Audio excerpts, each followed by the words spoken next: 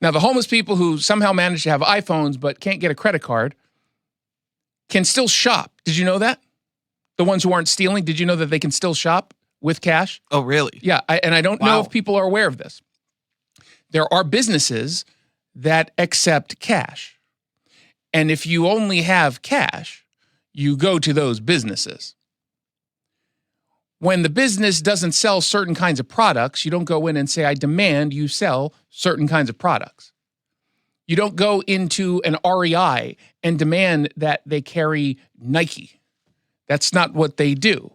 So why don't we just ask them, demand that they carry Nike products?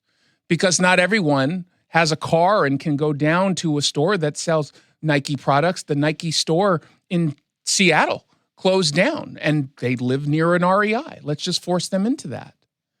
Hashtag equity. When you look at the numbers of unbanked people across the state, not the county, but the state, it's 2.1%, according to a poll, a survey that she cites. I asked specifically this morning, I reached out to the council and said, hey, do you have any data specifically for King County since, I don't know, that's where you represent? No response whatsoever. So 2.1% of the state is unbanked.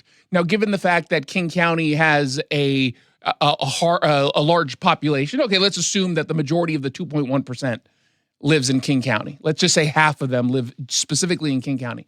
That's still not a lot. That represents a statistically insignificant number of people to justify this kind of thing. And yet you have the bleeding heart progressives like Hunter, who works at a coffee shop, and she's all like, we must accept cash. It's not cool if you don't. I think discouraging cash just makes all product inaccessible for certain people, and that's not cool. That's not cool, guys.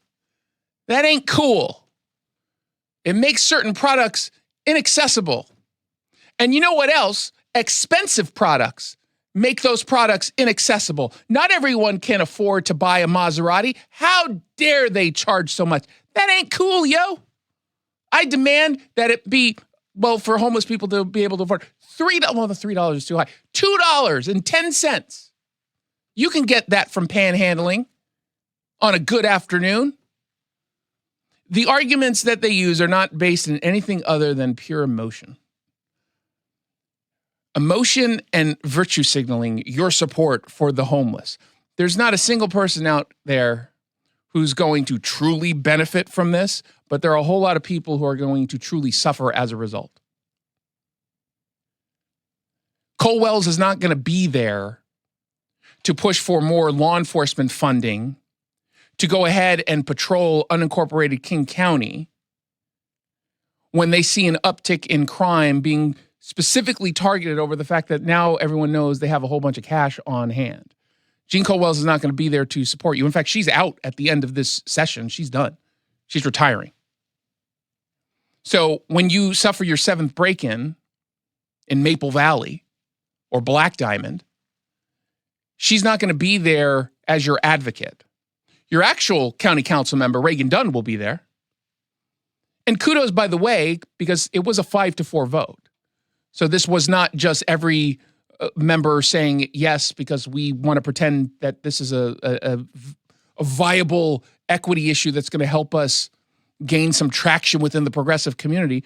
You had at least two, obviously, Democrats siding with the Republicans on this. This is absolute absurdity. And the reason why Jean Cole Wells doesn't do interviews is because she knows that her claims cannot stand up to scrutiny. She can't answer any of my concerns. She can't answer to them. She can't give us actual data to justify this in a way that makes sense.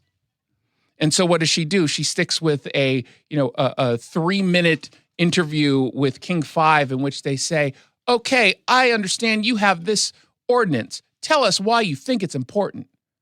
Thank you. And then they cut that up into 7 seconds that airs on TV without an opposing view. And we go on our merry way. She and so many other politicians, and Republicans too, can do that.